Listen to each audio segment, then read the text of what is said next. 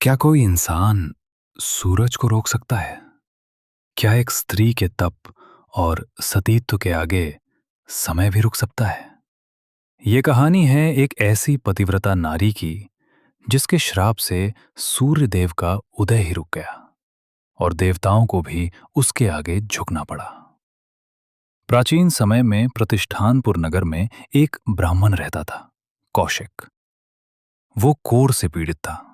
समाज ने उसे ठुकरा दिया था, लेकिन उसकी पत्नी देवी कौशिकी, उन्होंने कभी उसका साथ नहीं छोड़ा। दिन हो या रात वो अपने पति की सेवा में लगी रहती। उनके लिए ही जीती, उनके लिए ही सांस लेती। एक रात कौशिकी अपने पति को कंधे पर उठाकर कहीं जा रही थी। रास्ते में एक महात्मा मांडव ऋषि कठोर तपस्या में लीन थे, लेकिन अंधेरे के कारण कौशिकी उन्हें देख नहीं पाई और अचानक कौशिक का पैर ऋषि के शूल से टकरा गया। तपस्या भंग होते ही ऋषि क्रोधित हो उठे। उन्होंने श्राप दिया, सूर्योदय होते ही तुम्हारे पति की मृत्यु हो जाएगी। कौशिकी के पैरों तले जमीन खिसक गई। वो राजा के पास गई, राजगुरु के पास गई, लेकिन हर जगह से एक ही उत्तर मिला, ऋषि का श्राप अटल है। थक हार कर वो देवी के मंदिर पहुंची। आंखों में आंसू, दिल में दर्द और जुबान पर बस एक पुकार, हे मां, अब मेरी रक्षा करो। तभी आकाशवाणी हुई, तुम अबला नहीं हो, तुम सती हो, तुम शक्ति हो। अगर तुम चाहो तो सूर्य भी उदय नहीं होगा। यह सुनकर कौशिकी के अंदर छुपी शक्ति जाग उठी।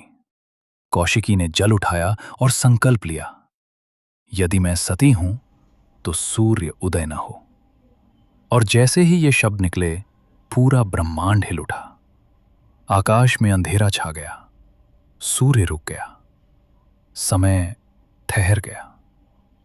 देवता घबरा गए, यमराज भी धर्म संकट में पड़ गए। न जन्म हो रहा था, न मृत्यु। तीनों लोकों में हाहाकार मच गया। तब सभी देवता त्रिदेव के पास पहुंचे। भगवान विष्णु ने कहा, एक सती के श्राप को केवल एक सती ही समाप्त कर सकती है। तब सभी देवता देवी अनुसुईया के पास गए। अनुसुईया ने कौशिकी को समझाया और वचन दिया, मैं तुम्हारे पति को पुनः जीवित कर दूंगी। कौशिकी ने अपना श्राप वापस ले लिया और जैसे ही सूरज उगा, अनुसुईया ने अपने तप से कौशिक को जीवन दान दे दिया। ये कथा हमें सिखाती है कि सच्चा प्रेम, सच्ची निष्ठा और सतीत्व ऐसी शक्ति है जो प्रकृति के नियम भी बदल सकती है। एक नारी केवल अबला नहीं, वो शक्ति है, सृष्टि है।